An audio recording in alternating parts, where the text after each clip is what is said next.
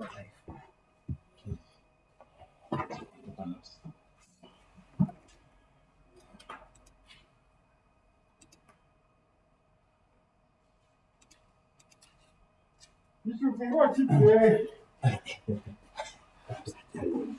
morning.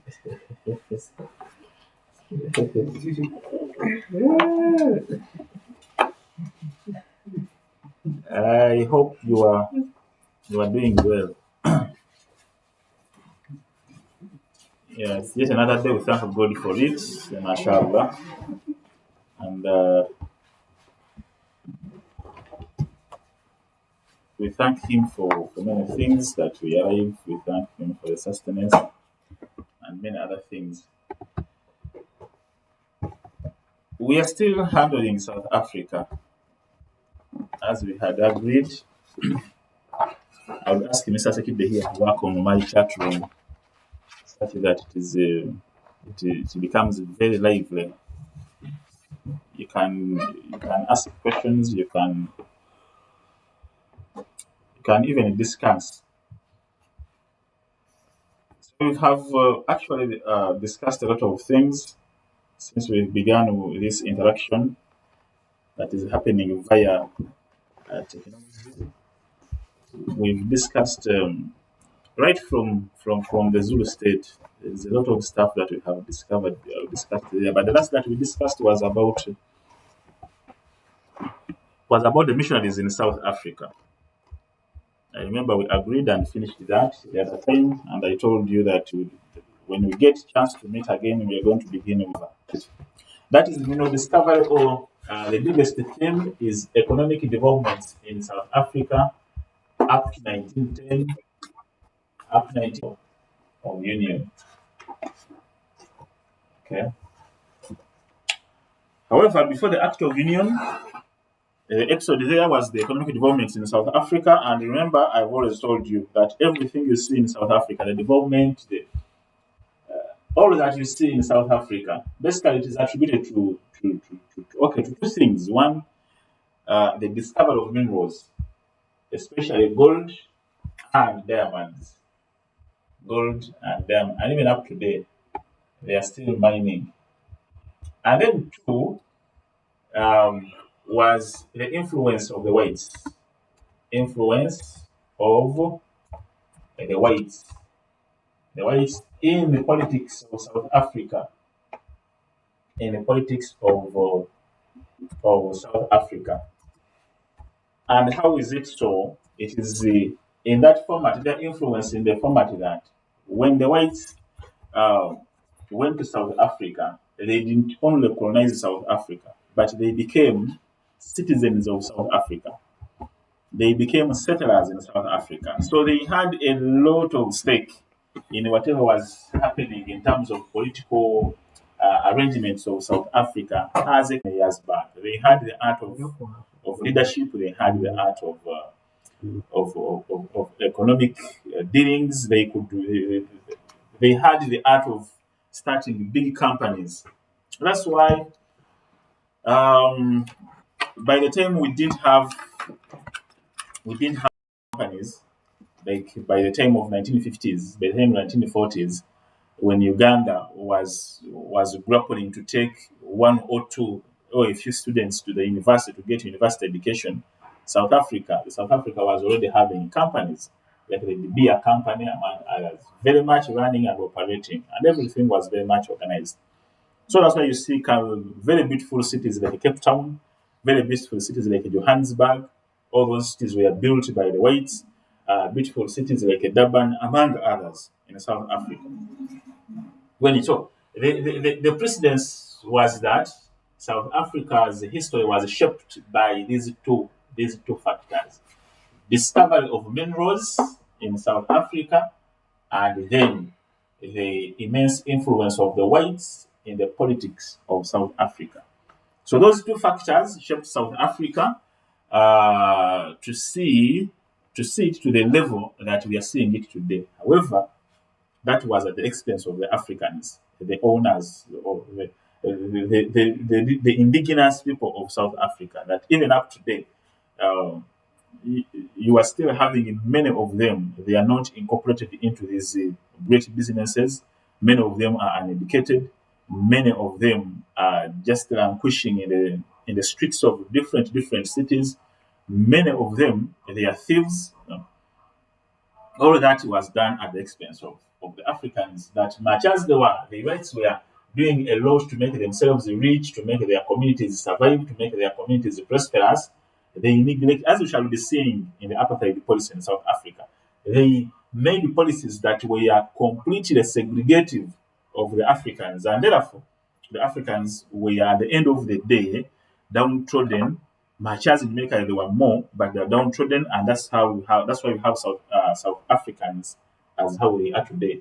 Typically, most of them pickpockets, they are thieves, they are dependent on drugs, they don't know what to do, they can't work. And you see that when most of the people who come from Uganda were educated, when they go to South Africa, they happen to catch up with the stuff very fast because they are educated. And most of South Africans are not educated. Even when the education is very free, they don't have that culture. That culture of getting education wasn't inculcated in them early enough so that they can pick it up. So they only have the culture of violence and what have you. Now we are going to look at mineral discovery in South Africa. But before that, we are going to look at what was happening before the discovery of minerals in South Africa. We're going to look at what was the life of the Boers, what was the life of the Africans, and what was the life of the British before the discovery of minerals. And then from that, we shall be able to assess the impact of mineral discovery in South Africa. Was it of great impact? When you look at the life before and then the life after, then you can assess that indeed it was a revolution. They call it a revolution. Sometimes they call it a mineral revolution or they call it a mineral discovery. A revolution because it changed many things, social, political, and economic, in the lives of many South Africans, the Boers, the Africans, and the British. And now, these Africans were on top of these two white communities. They were independent. They enjoyed their freedom. They were strong because, they were strong societies. But after the discovery of minerals, things really changed at a very high speed. And most of the communities were annihilated. Most of the communities lost their independence. And then we began having Africans not respecting their chiefs and their leaders, but putting a lot of attention to what we call the mines which had been which had been established by the Boers and the British. And whenever you could go to the mines, everything changed. They simply enjoyed the luxury life. Luxury life in ports. It was some kind of wasteful life. They enjoyed the wasteful life, forgot their families, and then their social kind of setup changed. Those who were respecting their cultures before no longer respected the cultures, but they now changed their respect to money, to making money, to prospering, to finding, to enjoying good things like fashion, to enjoying good things like alcohol, like women, dances, what have you. Now, even that music of South Africa that you hear that was being done by people like Brenda Fassie and Chaka Chaka, it was all initiated. It was a rhythm that was initiated from the mines. So now, for those who want to know more about, you can go and read the Mine Boy. It's a novel which is called The Mine Boy. I don't know if it's still on syllabus. Mine Boy. You read it, you get to a true picture of the life of those people who are living in the mines. So they began enjoying music. They forgot everything that was about their communities, and all that came as a result of mineral discovery. Therefore, it was a revolution, changing from the fact that Africans respected their culture so much to the group of people who never now minded about the the cultures and their leaders, and many other things. The Africans lost land. The Boers gained a lot of power. They gained a lot of money because it was in the lands of the Boers where they discovered what we call diamonds. They discovered diamonds. They became very rich to the level that they became so much competitive to the British. And when 1910 came, when they had fought many battles, they agreed that we should form a coalition, form a government, and then we live peacefully as white communities in South Africa at the expense of the Africans. Now, We have uploaded some stuff on. You can look at it. It's all about discovery in South Africa. There are some questions there. The one which was set in 2011, 2007, so 2007. It says describe. I think this is 2014. Describe the political, social, and economic effects of the discovery of minerals on the people of South Africa during the 19th century. Cause effect, positive and negative. But of course, the positivity went so much on the side of the whites, and then the negativities on the side of the Africans. But of course, you have to segment it. If it is a political, you write those political effects first, then you write the social effects second, and then lastly, you get right the economic effects. Okay. Then 2011, 2007, how did the discovery of minerals in South Africa affect the Africans? And then two, Boers between 1867 to 1910. Then 2008, 2003, and 2013 describe the economic developments in South Africa between 1867 and 1910. How did these developments affect the people of South Africa? Then 2000 describe the economic changes that took place in South Africa. You simply have to customize the years. They will be changed. They would ask economic developments. They would call it a mineral revolution or an economic revolution in South Africa. They would call it economic changes. Then they would be very lucky, they would be very sympathetic and say mineral discovery. But of course, the years have to be 1867 to 1910.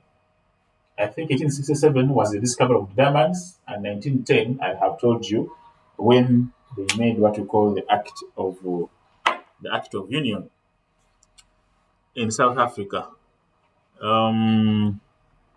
Someone says, okay, this is 5.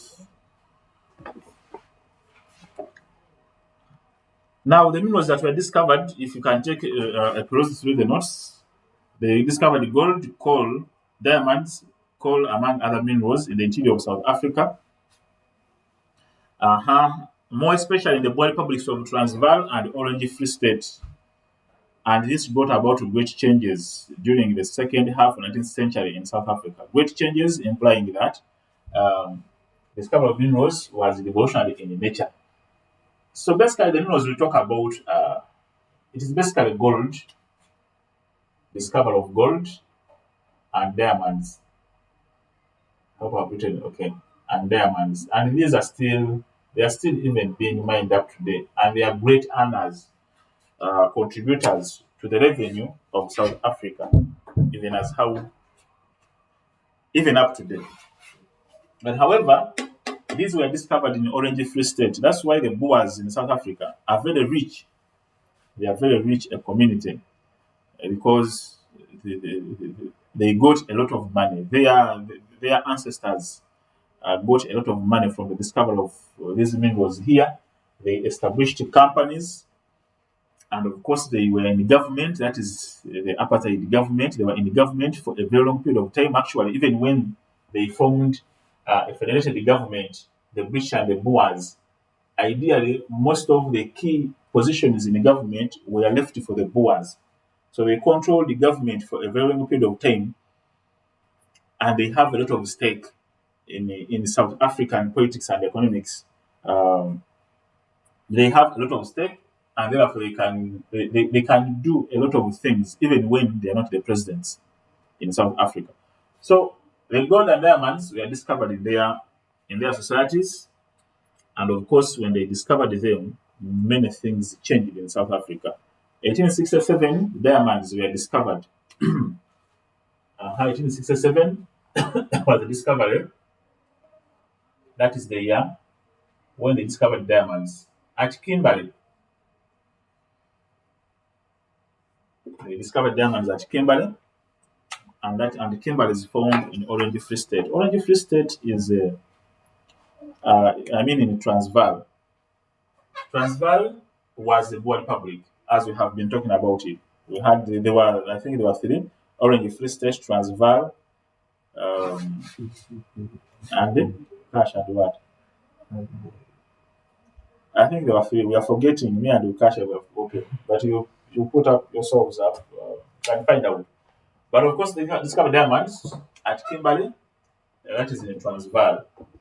So these were the first minerals to be discovered. That's why we begin by the year 1867. Then, in 1887, they discovered gold. They discovered gold at Witwatersrand.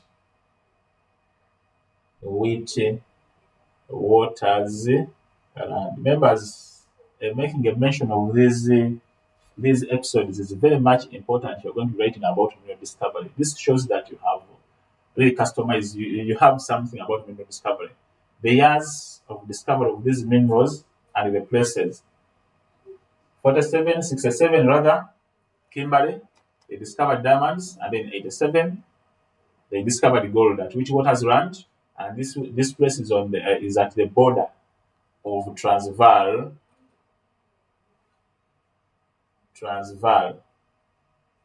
the border of Transvaal and Orange Free State. That's where they find Transvaal and Orange Free State. Okay. So you can see when you talk about Orange Free State and Transvaal, still they are body publics. When you talk about there was nothing at the Cape, there were no minerals at the Cape.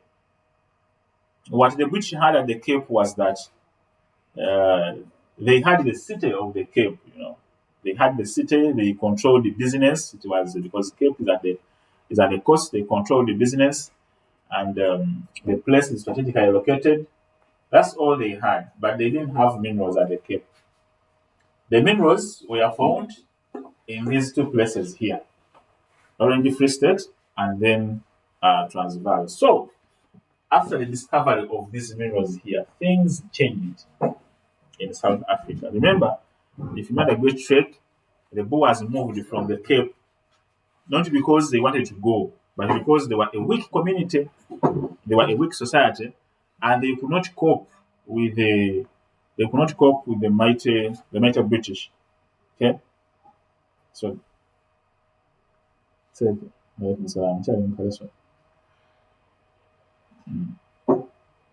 they could not cope with the mighty British, and therefore they decided to move away. So the implication is that the Boers were a weak community.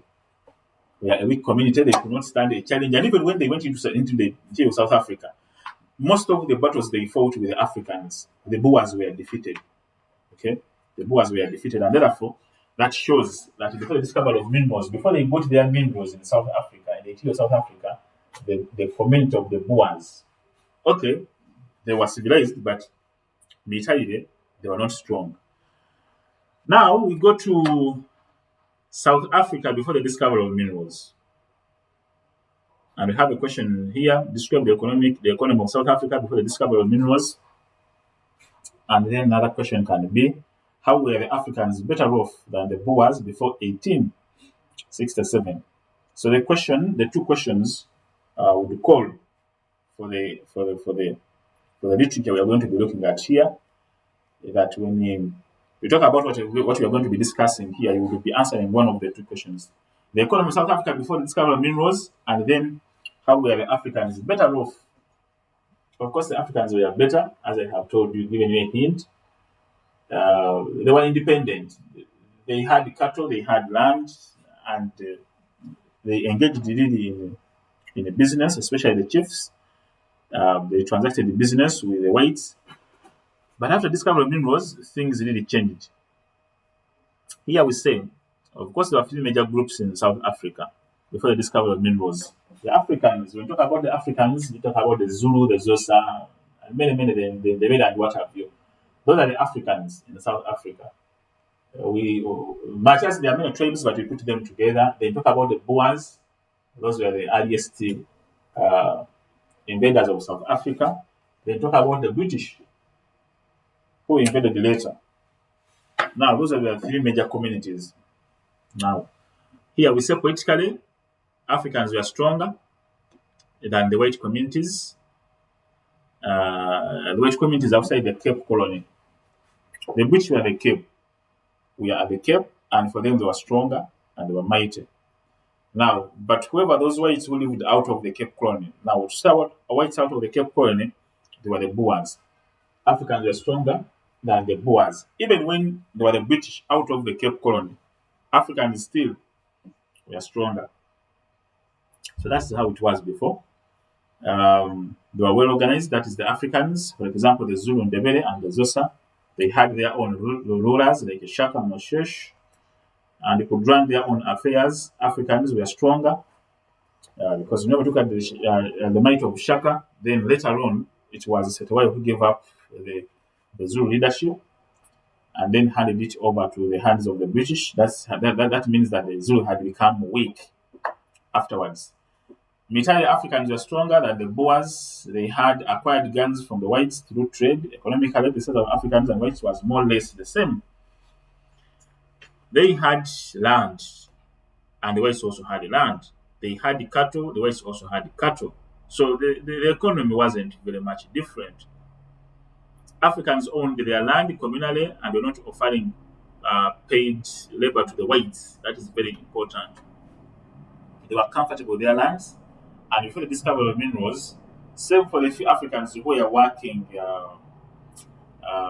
as wage earners in white communities, but most of them were independent and they were not offering their labor to the white communities. But after the discovery of minerals, I have told you that the Africans were willingly moving from their communities to go and work in the mines for meager payments. Got a lot of diseases because they were exposed to a lot of chemicals. They lost their social values. They became nuisance. And then at the end of the day, they indulged in what we call wasteful life. And many of them died from the mines and never went back home. They just abandoned their families in their places, their original places, and then they simply died in the mines. What was given to them was so little that they could only survive on it because it was even taxed. They could simply survive on it to rent a shanty house. That's why you have shanty houses in South Africa. That's how they evolved. They evolved because of the discovery of minerals. You simply rent a room, a shanty house in the nearby shanty towns to the mines. And then you could just afford 1 or 2 meals a day. And then everything that you had earned was simply over. By the time you think of sending something back home, you didn't have anything at all. So most of what they did, most of them, was simply to abandon their families and then they were wasted in the mines. So before, the Africans were not offering paid labor to the whites. They were not. They were very comfortable in their places. Then African economy was progressive in terms of cattle keeping. They remained cattle keepers and produced crops. Then the British economy depended more on agriculture and the British Africans and their leaders, especially Africans, were more united and so on and so. The information you have here is clear. It's clear. Life, how it was before the discovery of minerals. But what is more important are the changes that were brought by the mineral discovery in South Africa. Now, the changes are simply the reflection of the revolution. Because mineral discovery, in some books you'll find it as mineral revolution in South Africa. And if they talk about mineral revolution in South Africa, it is as good as the discovery. But because a revolution, why is it called a revolution? Or what do we understand by the term revolution? Something to be called a revolution is something that when it happens, it causes immediate stroke, sudden changes, sudden changes in ways of life, ways of life. That is politics, uh, the social, and economic. So if something happens in a society and then you have that immense kind of change in everything gets to change. It is what we call a revolution. So if you see things like industrial revolution, the French Revolution, anything that is being called a revolution, it brings about this. That when it happens immediately. Actually, a revolution is not even planned. That's what we should know. A revolution is never planned. It's never planned. People can never sit like and then they say, let us start this. It's never planned. But when it comes, it happens suddenly. And when it happens, it changes everything in all spheres of life. So it is called a mini revolution in South Africa because it changed everything in South Africa, even up to date. The changes that we have, I explained that when we are starting, that the South Africa we see today as how it is today, it was determined majorly by the mini revolution in South Africa. And second, I told you by the fact that the whites got to have a lot of influence in the politics of South Africa. But of course, they became very influential after they had discovered the minerals in South Africa. Maybe those who were thinking of living in South Africa, when they realized that they had got minerals in South Africa, and a lot of them, now everything changed. Their mindset changed and said that we cannot go back to Dutch, to Holland. They decided to stay in South Africa to exploit these minerals. So the discovery of minerals changed everything. In the lives of the Africans, the Boers, and the British. Political wise, the Africans who were kings, they became puppets. Socially, the Africans who were having their societies, who respected their cultures, it became a group of people who did not have any cultures whatsoever because now they were a melting pot of cultures that were working in the mines. When you could go there, you could find the Xhosa, you find the Tembu, you find the Zulu, and then what could bring you together is simply to drink and then live that kind of wasteful life. And then economically, the Africans who were having, who could earn something, who were comfortable with their lands, who looked at property in the sense of having a cut and land, now it changed their mindset. Now, the sense of looking at property or any kind of asset that one could have wasn't on cattle and land anymore. It's now changed to having a lot of money. You go work in the mines, you get money, and when you get money, maybe you buy items like not even cattle, but you get to buy luxurious items like cars, you buy fashionable suits, you buy clothes, you buy briefcases, you buy watches. So now property, their mindset changed from having cattle to having simple possessions, which they thought those possessions was more valuable than cattle. That is the revolution. So everything changed. And in the changes we are going to look at here, there were many. Of course, we start with the Africans. The Africans lost political independence after the discovery of minerals. You can give an example of the Zulu. They were mighty. But when the minerals were discovered, many things changed.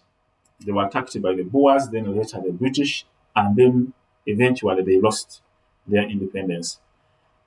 Two, the strong African societies such as the Zulu and the Ndebele were defeated militarily and were put under the British control. That was the second effect. And then three,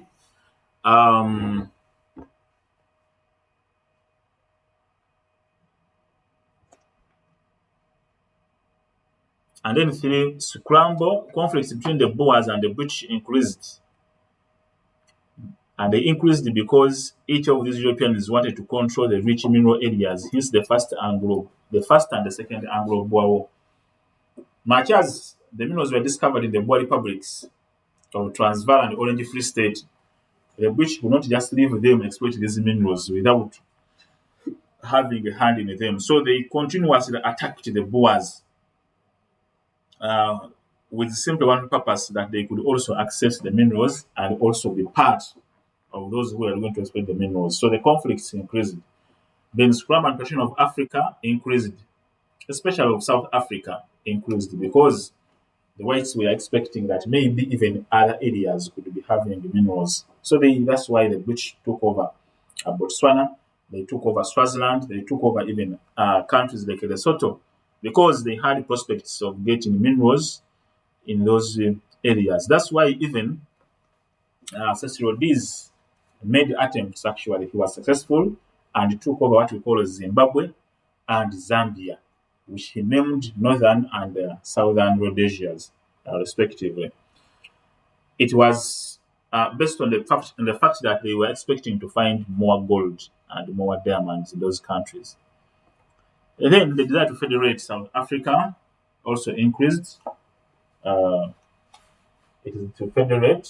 To federate is to unite.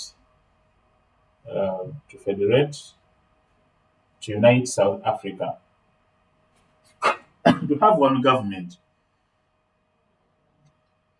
That is the idea. We form one government, and then we live. Um, they get to live in harmony because remember they were fighting for for for for, for the mineral areas, as each of the white communities wanted to exploit those areas. Now, as a way of trying to solve the conflicts and the fights, then they began on the program of federating or uniting South Africa. It happened in 1910 when they wrote the first constitution of United Republic of South Africa, which is called the Act of Union. So with the discovery of minerals, they began the roadmap of federating or uniting South Africa. But before, the Boers were comfortable and the British at the Cape were comfortable. To whom it may concern, you live in your own areas and also live in our own areas. But when they discovered the minerals, they began thinking of really bringing their white communities and states together. So you can see how the discovery was changing the trend of the events. Then many Africans from all parts of the country migrated to mines.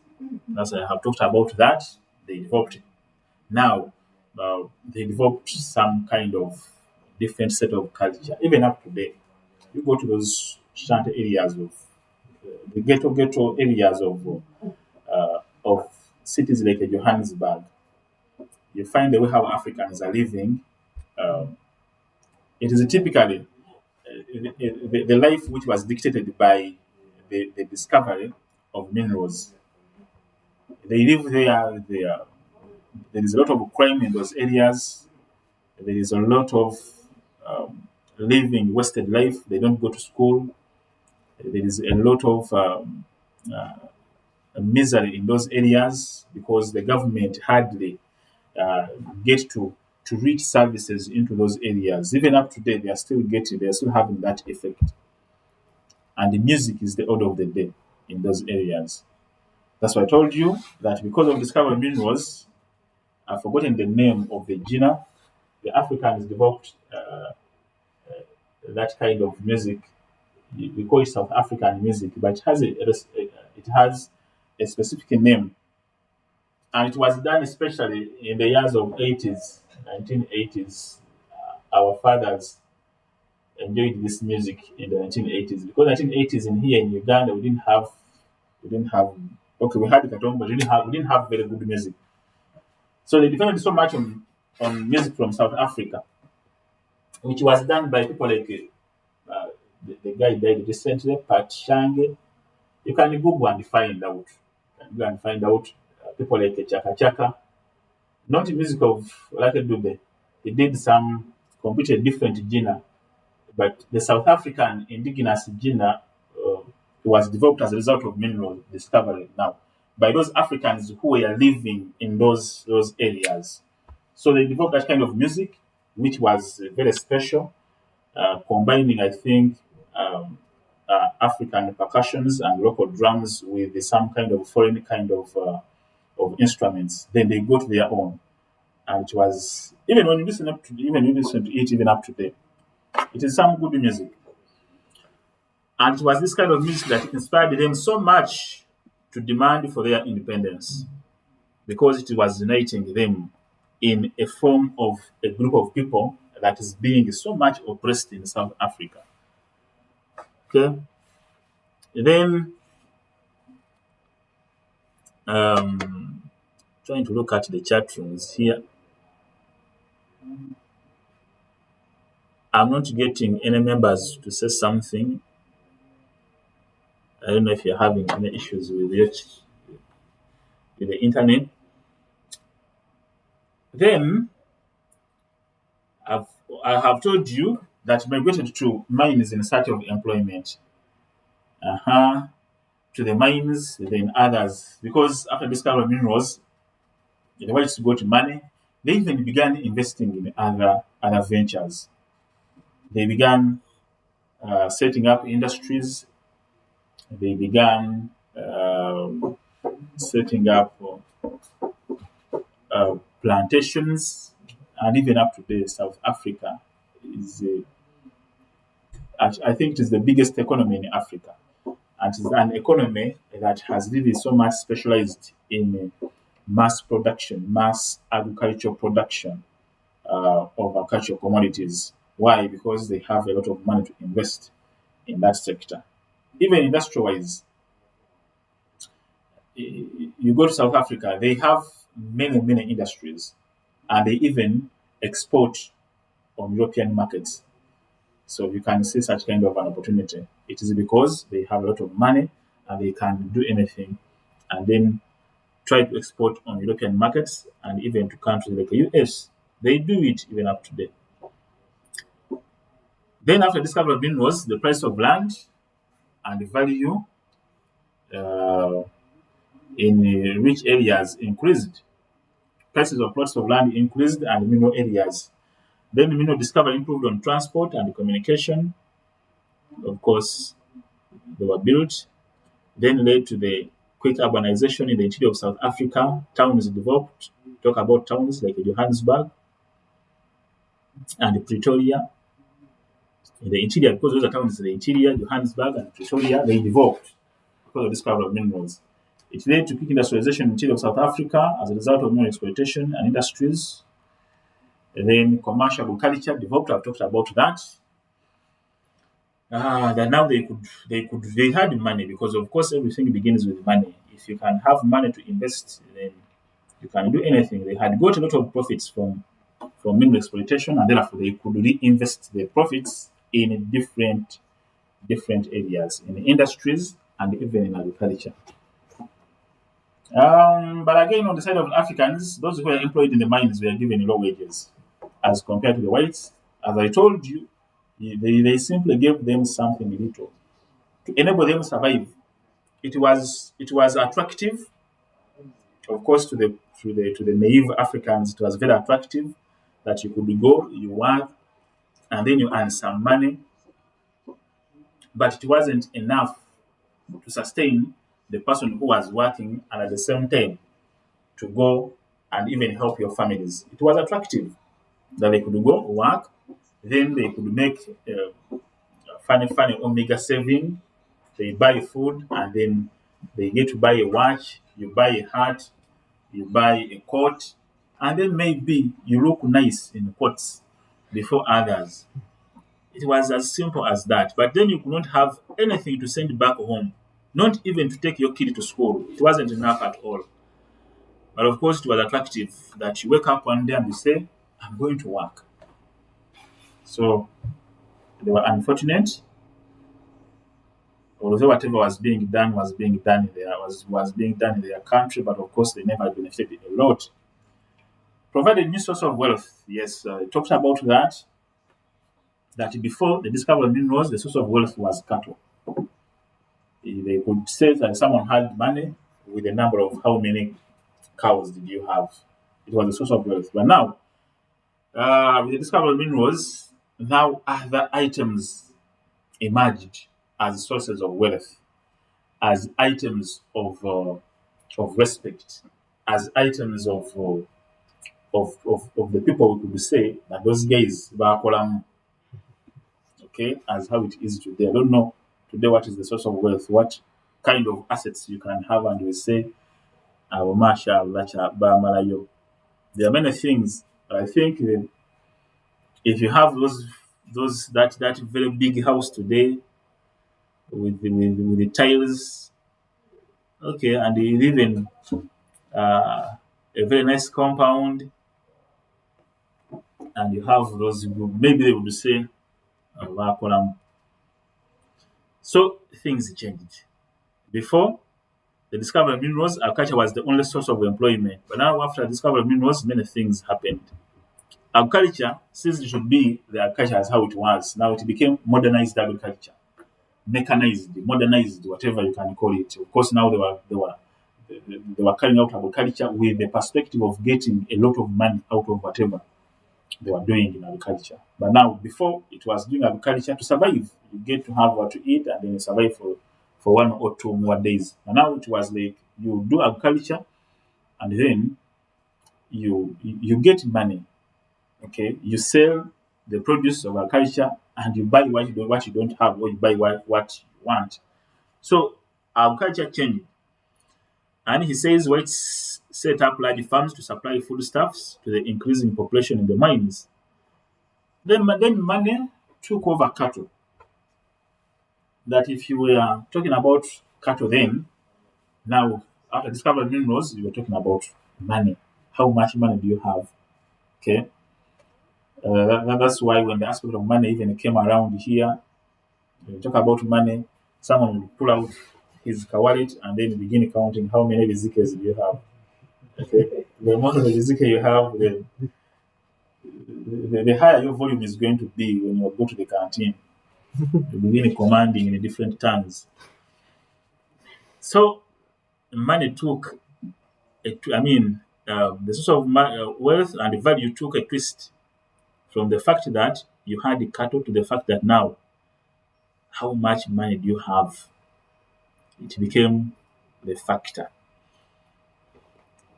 Then cash economy was introduced. Talk about cash economy, it is money economy.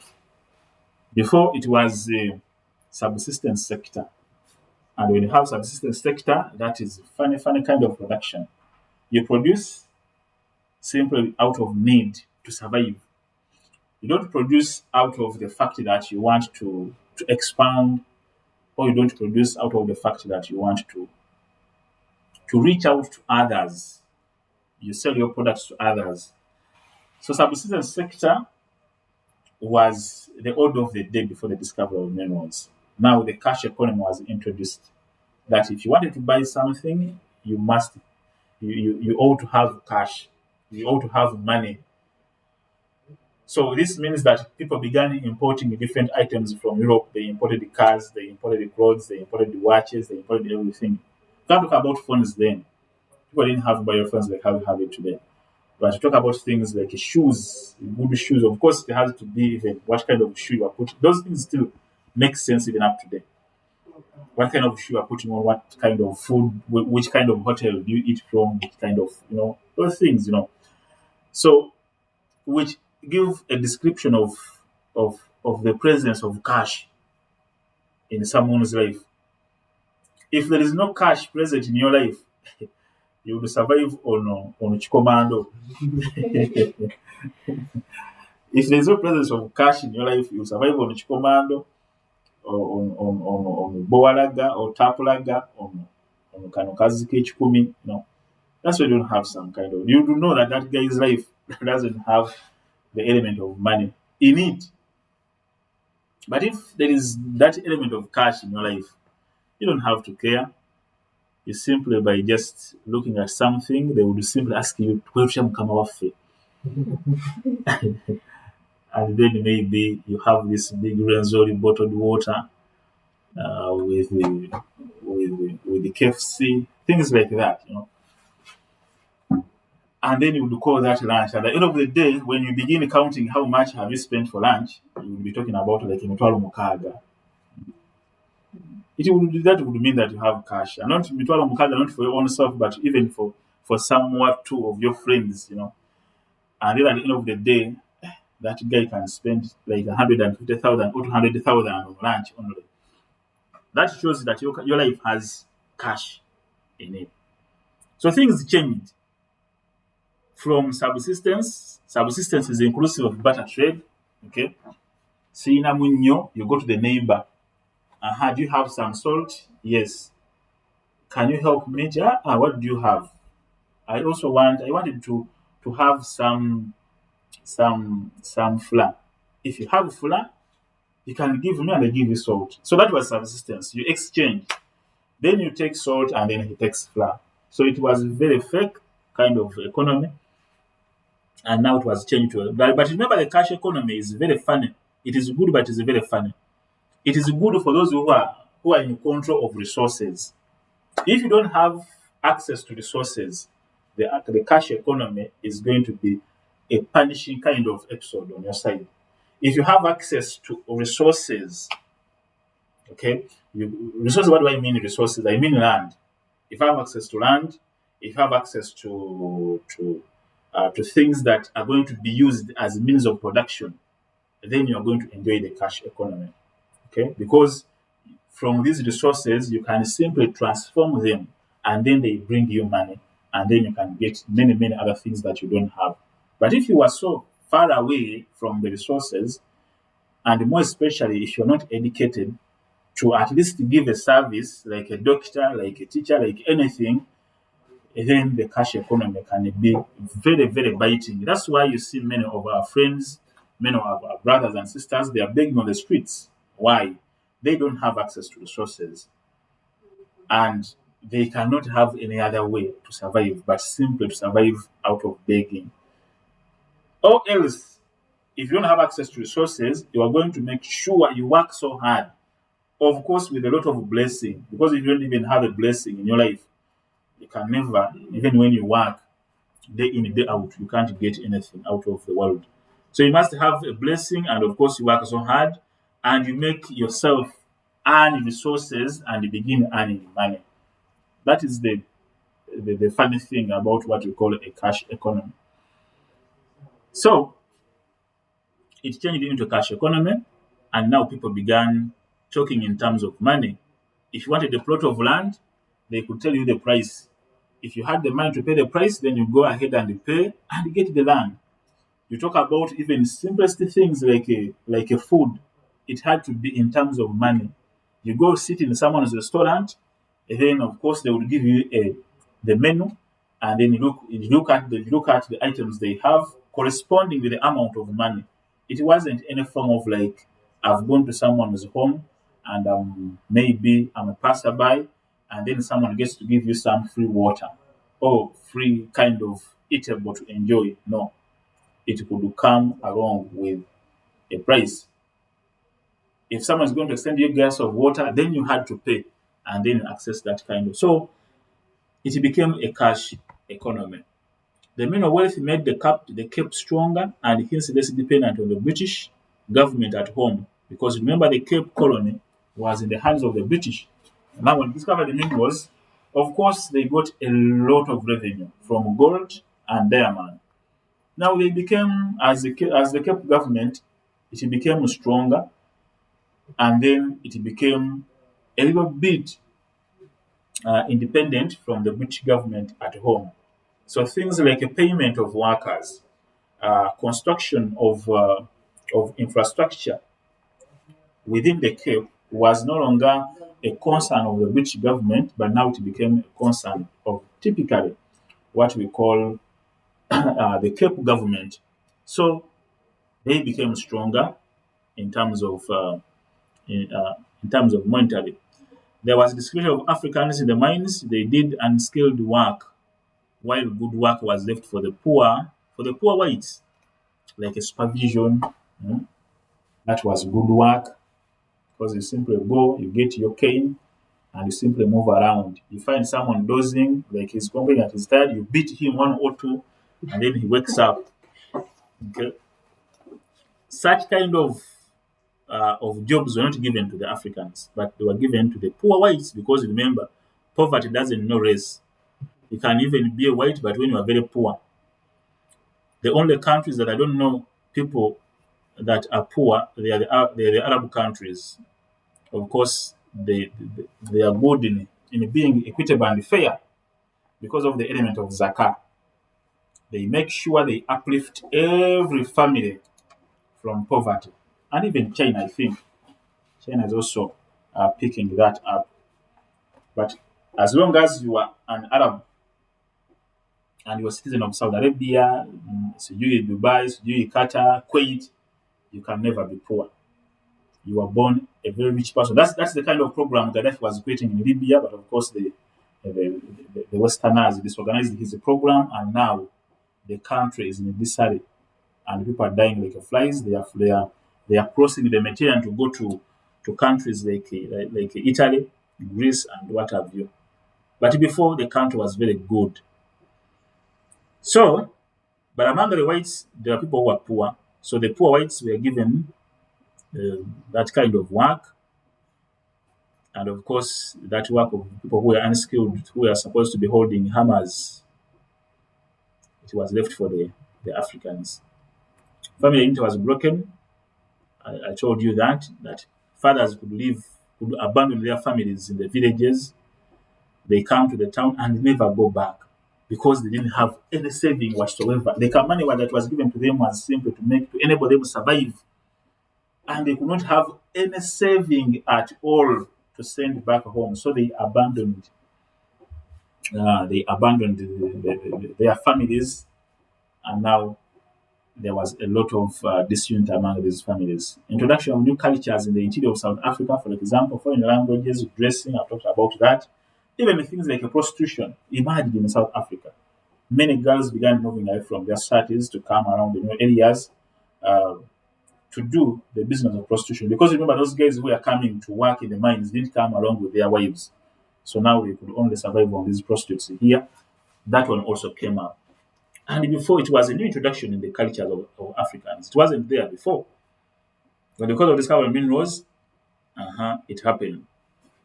Then massive European immigration into the interior of South Africa. For example, Ugandans migrated from Britain, Australia to share the mineral wealth.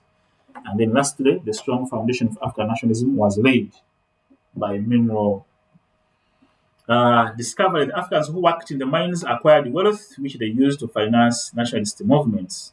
Okay, some Africans, of course, as the saying goes, that Uganda say, there's some funny things, but with a lot of wisdom behind them. So much as many Africans were languishing in poverty, but some of the Africans, of course, those who had come with their blessing, they got a lot of money from working in the mines. They got a lot of money. They of course, they acquired the property in South Africa. They even engaged in businesses. Of course, those are Africans who had got some kind of formal education, engaged in a business, and later on, they used this money to finance what we call nationalist movements in South Africa. Typically saying to finance the African National Congress, that is the ANC of Nelson Mandela. Now, that is how mineral discovery changed South Africa. Now we go to the effects of mineral discovery on the Africans, because the effects on the Africans were more devastating when you compare them with the whites. But of course, many of them were negative, and a few of them were positive and accidental. They were not designed to benefit Africans, but they ended up accidentally benefiting from them, from the discovery of minerals. They acquired mark for agricultural products. Africans had. This one doesn't make sense. I don't know which kind of Africans acquired the mark for their agricultural products, more especially those near mines. That one I don't understand it. Someone says, okay, market. Thank you so much. Yeah, this one makes sense. They acquired the market for their agricultural products. African chiefs acquired guns, though of poor quality.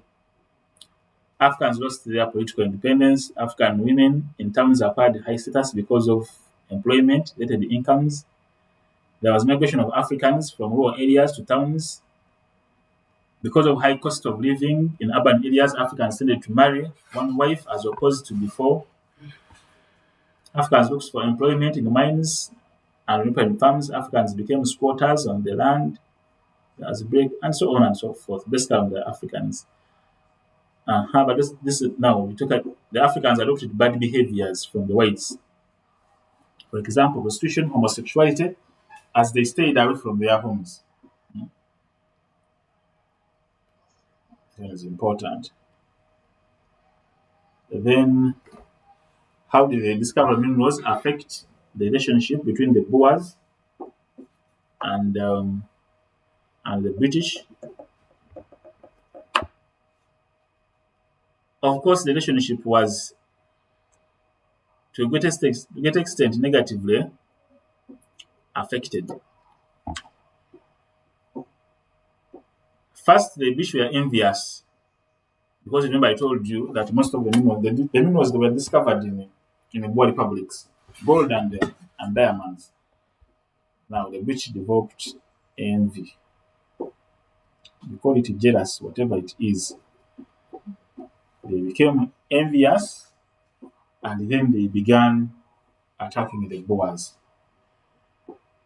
So, secondly, he says the British started on plans to control the whole of South Africa and the British annexation of diamond fields and Griqualand renewed all the hatred between the British and the Boers because they were stronger than the Boers. Of course, they could do anything, but of course, they wanted also to have a control in the mines that had been discovered. So, of course, immediately when they discovered the minerals, they began attacking the Boers. The Boers Republic felt that they had been cheated and their relationship became unfriendly. The Cape became jealous. It did not want to see the Boer Republics share directly from the wealth brought by the mineral discovery. Then the British thought that the idea of unification of the white states in South Africa under the British flag became necessary. I told you about the Federation of South Africa in 1910. So that is how the relationship was shaped. But it was out of the fact that minerals had been discovered by the Boers. Of course, some of you say that if you don't have the ball, no one is going to chase you. Those who enjoy football. Now, the fact that the Boers had got minerals, the British began chasing them. But remember, in the Great Trek, they never minded. Leave them to go in the wild. In Pologomazivalireyo, they never minded. But when they discovered the minerals, they began chasing them. And their relationship was shaped from the fact that they never minded to the fact that now they became very unfriendly. And they began even annexing Boer republics. They fought them and annexing them and conquering them. And then they began bringing the plans of unifying South Africa into one country with just one aim: to have a hand in the control of minerals in South Africa. So that is how the relationship was shaped after the discovery of minerals. Here it says 1877, British annexed Transvaal because it was weak. Then the Uitlanders increased in the Boer republics of Transvaal. Remember, Uitlanders were mostly people who were of British origin. Some were from Australia and some were from Britain, what we call the Uitlanders. So they increased because they had the money to invest in whatever business that was taking place in these Boer republics. So we got something different: growth of Africana nationalism in South Africa. Afrikaners are the Boers.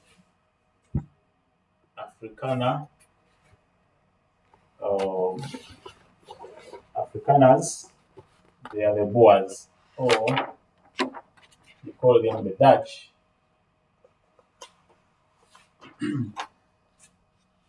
I've given you the background that the minerals were discovered typically in the republics of the Afrikaners, of the Boers. Yes, they were discovered in those areas, but now the British didn't want that. They wanted to have a share in whatever had been discovered. There was no way they could leave the Boers to enjoy the benefits of the minerals without them tapping into them. Or they were threatened that one day, if the Boers get a lot of money, they are going to acquire guns and what have you, and then they chase them away from the Cape. So they acted very fast and began annexing most of the Boer republics to make sure they put them under their control. But because they wanted to survive like a gentleman, survive in a way that the white communities uh, were living along each other in a friendly way, then they forged a plan of federating South Africa, of bringing the Boer republics and then the Cape, merging them together, and they become one country, or they become what we call the Republic of South Africa, with an aim of not leaving the Boers to be completely independent. So, because they had begun having influence in the affairs of the Boers, that's why we come to the aspect of growth of Africana nationalism in South Africa. Nationalism, we have talked about this word in a number of episodes, and we said that this is none other than the desire to have,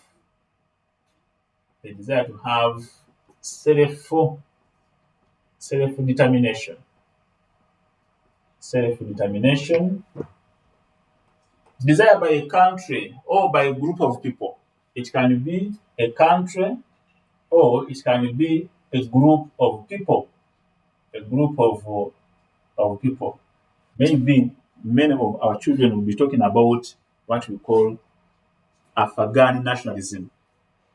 Okay, because today what is now on many people's mouths is about the Afghans coming to Uganda, of how Afghans, especially the Taliban, maybe we'll be talking about the Taliban nationalism in Afghanistan, how the Taliban have now gained the control of Afghanistan as a country after 20 years of occupation by US and other forces in other countries. So talk about nationalism. It's all about the desire to have self-determination by a group of people. Okay, it can be by a country, but it can be by a group of people. Now, in this aspect, when we talk about African nationalism, we are talking about the group of the Afrikaners. We're talking about the Dutch.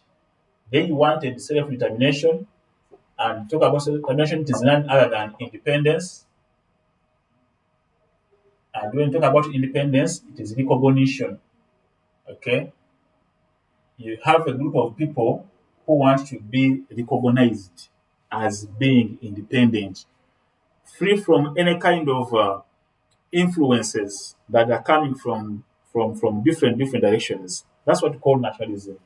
So when we talk about nationalism in Uganda, then we shall be having the aspect that many Ugandans want to have the love. They want to portray that Uganda, their country, is independent. Uganda, their country, they can even fight for it and die for it.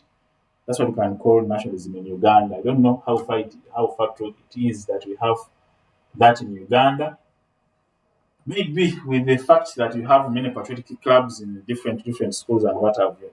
Now, with the discovery of minerals, yes, even before there was Boer nationalism in South Africa, and because of that, much as it can be a decision, we can regard it as some kind of a decision that was as a result of cowardice.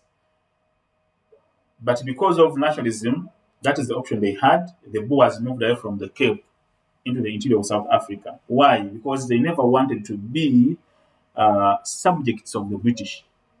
So what they did, because they couldn't fight the British directly, they decided that we should move away and go into the interior of South Africa, such that we can be independent from the British.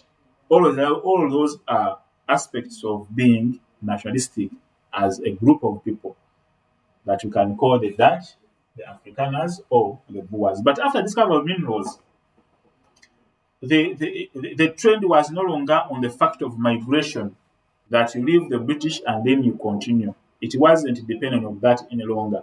It changed.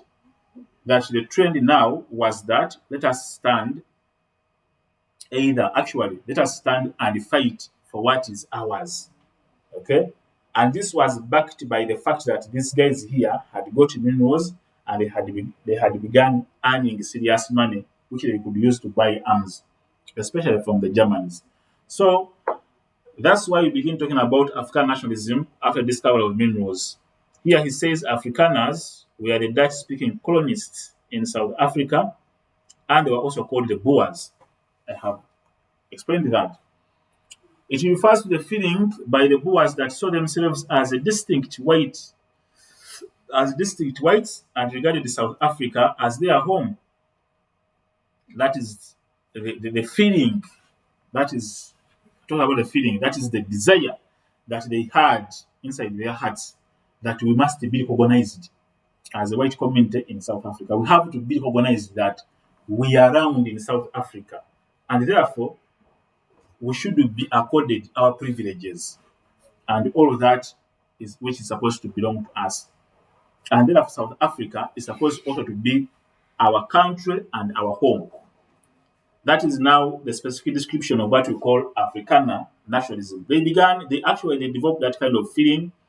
They began standing straight, looking in the face of the British and telling them, no, that we're just equal. We are all supposed to be in South Africa. You cannot just send us away like that and control everything in our areas. So they began even fighting. And that's why, because of this kind of arrangement, they even had what we call the Anglo-Boer Wars, whereby the Boers were fighting against the British later on. Then they devoted themselves to preserving their culture, language, and religion from any external control and influence. However, he says important to note is that before the mineral discovery, the Boers were just scattered on individual farms and had no clear feeling of nationalism. Okay, there was simply a few families, then they get land and then they begin surviving just like that. But when they got money, they got united and then they began having that kind of common objective of putting their feet on the ground very firm to say that we are supposed to survive as a group of people in South Africa, which are supposed to be recognized. Okay, we go to look at the factors that led to the growth of nationalism, of Boer nationalism. There are many emergence of Africana language. They developed Afrikaans as a separate language of their own. Discovery of and exploitation of minerals. Then the long-term disagreements between the Boers and the British over policies of land ownership, education, and many others. Of course, the British were pro-Africans. Even the Africans have their own land. The Boers, you should demarcate your lands and live in those lands. But of course, the Boers' spirit was a spirit of being very greedy. They were not satisfied with the land that they were having. They simply wanted to always occupy more and more land for the Africans. And that, the British didn't like it. So, because of those differences in the policies over land, education, among others, the Boers said, no, you guys must recognize the earth. The role of the Dutch religion under the Dutch Reformed Church, promoted their nationalism. They were teaching them as being the superior race right from childhood. Then numerical disadvantage of the Boers. Numerical means that the Boers were very few compared to the Africans. And the only way to survive with their few numbers, to survive the attacks and the annihilation from the Africans, they decided to unite as one and then demand to be recognized. And so many others, giving equal rights and what have you. Then steps taken to promote Boer nationalism in South Africa. There were many. Um, I don't know what happened with the chat. I'm not seeing anything here. Ukasha, can you check for me? You can use your phone. Can you use your phone?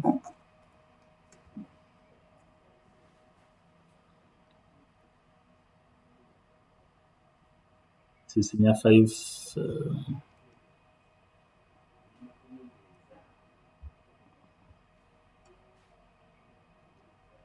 What I'm seeing are simply old chats.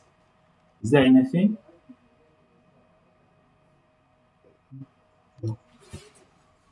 Maybe it got some problem. I don't know if the IT they are aware.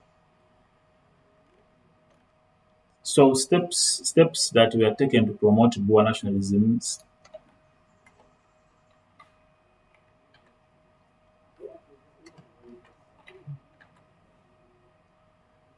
The Africana church ministries and the teachers started culture movements to promote Africana language. The Africana band aimed at uniting all Afrikaners in South Africa. Africana band was later taken over by the serious and dynamic leadership of Jan Hofmeyr, who turned it into a powerful Cape parliamentary party. Africana newspapers. So these were just what did they do to promote the fact that they should be recognized. So you see some kind of facts here. Especially you have to go through music, you have to go through media, and by then they had basically print media in the name of newspapers, and then forming political parties. Now, because of that, we come to the Anglo-Boer relations after mineral discovery. The relationship was created by conflicts, annexations, and later wars and raids. Later wars and raids, and the major ones were the first Anglo-Boer War, the Jameson's raid, and the second Anglo-Boer War of 1899. But as we talk about the Anglo-Boer relations here, we put in something that is called the Uitlanders.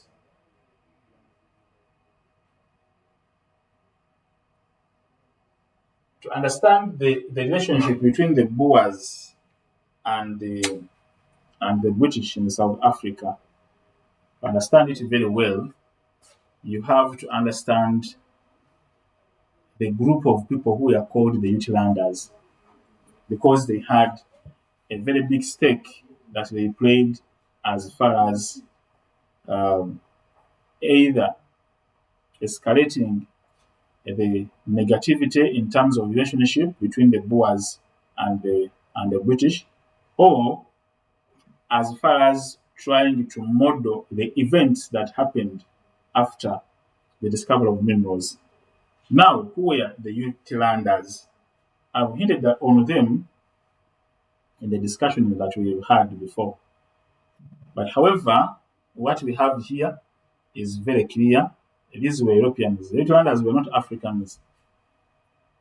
Okay? They were not Africans. And they were not basically British from the Cape. Okay, one or two, few of them were British, but most of them were Europeans of British origin who came to Africa during the mineral discovery. Okay? So they were not at the Cape before mineral discovery. You should understand that. They came to South Africa after the discovery of minerals.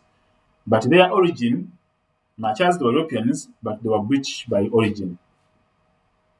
And when they came to South Africa, they simply settled not at the Cape. They might have had their acquaintances and the way to doing some other business at the Cape, but most of their operations were in the republics of the Boers either of Transvaal or Orange Free State, and typically we have having a connection with the discovery of minerals, typically the mines. So these were the Uitlanders. Remember, they were of the British origin. They were not Boers. Now they came to Africa during the discovery of minerals, and they were prospectors, miners, and moneylenders. They engaged in many businesses that were related to mineral discovery. Then they were supported by the British government at the Cape, and were not allowed. Uh, they were not given political rights by the government of Paul Kruger. So Paul Kruger was the leader of the Boers in the Transvaal. Most of them had operations in Transvaal, and a few of them were operating in Orange Free State. But most of them were having businesses in Transvaal, and they were directly related to the British government at the Cape. So I don't want to go deep into the Uitlanders. What, of course, we have discussed is a lot, and I'm having just a few minutes to the end of the lesson. Now, when we meet, we shall look at a description of the relationship between the Uitlanders and Paul Kruger. Just understand, you can even Google and try to find out what Google says about the Uitlanders. You can even get some key leading names of the Uitlanders who are operating in Transvaal and read more about them, so that you can get a bigger picture of their operations and the effect they had on the relationship between the Boers and the British. So I've not got any question. I don't know what happened with the chat room. I've not got any responses from you. And maybe it got some issues, because last time we were here, the chat room had issues, and you. The chat room is okay. They're just quiet. So the kid is telling us that you are just quiet. It's okay. But of course, the class is always very good if you are interacting, asking one or two questions, and then I get to find out how you are thinking about what we are discussing, because we have discussed a new topic, mineral discovery, and it is very contentious because it is a pivotal topic between what we have been discussing before in South Africa and what we shall be discussing far much later in terms of apartheid. Actually, everything that is happening in South Africa today is happening because of discovery of minerals, I have told you.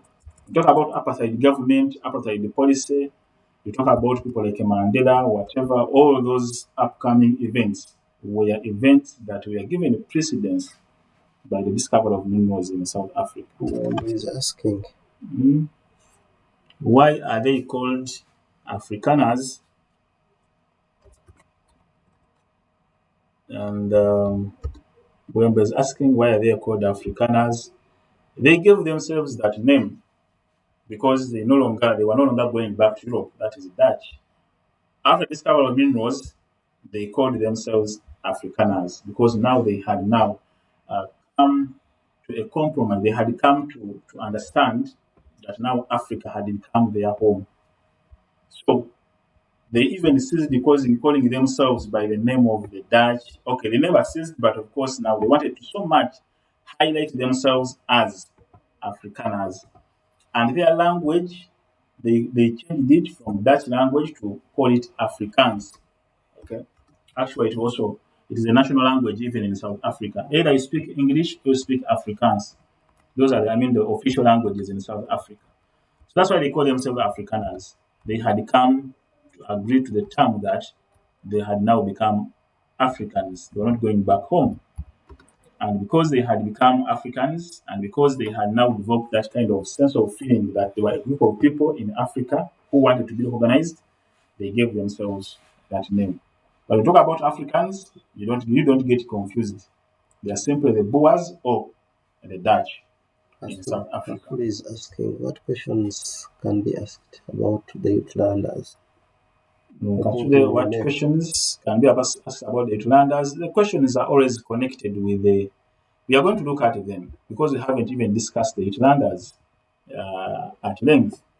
But the questions about the Uitlanders, they are typically related to what we call the First Anglo-Boer War, or you can call them the clashes between the Boers and the British. Any question that comes with the First, Second and most especially the Jamestown's raid, is a question that is inclusive of the aspect of wetlanders. And basically, it becomes a bit challenging to understand the Anglo-Boer Wars and the aspect of Jameson's reign if you don't understand who the wetlanders were. We look at them because they were a key factor in shaping the relationship between the Boers and then the British after the discovery of minerals. Then,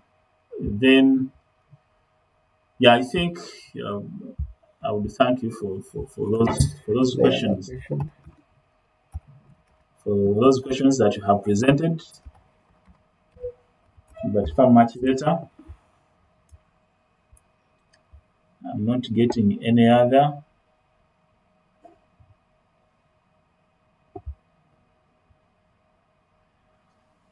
Okay. If there are no any other question, I wish you a good day, inshallah. When you get some more time to meet, to interact, I still say download those notes and print them. It is what we shall be using when you happen to come back. I don't know when. We shall just be using that stuff. So download everything we are. You are not going to copy notes. Just download, print, and have them with you. Inshallah. Assalamu alaikum wa rahmatullahi wa barakatuh. Honesty is an important aspect. Ojeko?